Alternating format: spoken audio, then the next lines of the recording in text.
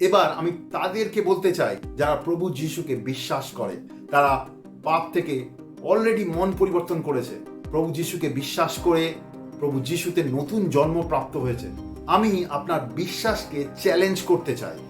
আপনি কি সেই রকম ভাবে জীবন যাপন করছেন যেরকম প্রভু যিশু আমাদের জীবন যাপন করতে বলেছেন?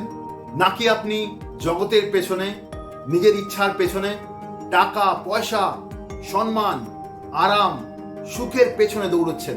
রোমিওর 12:2 লেখা রয়েছে আমরা যেন এই জগতের মতন না হই। প্রভু যিশু আমাদের জন্য ক্রুশে এই জন্য জীবন দেননি কি আমরা এই জগতের লোকের মতন জীবন কাটাবো। তিনি ক্রুশে আমাদের জন্য এই জন্য জীবন দিয়েছেন যাতে আমরা পাপের জীবন ছেড়ে তার মতন জীবন কাটাবো। তিনি চান আমরা যেন নিজেদেরকে অস্বীকার করি আর ক্রুশ বহন করি আর তাকে অনুসরণ করি।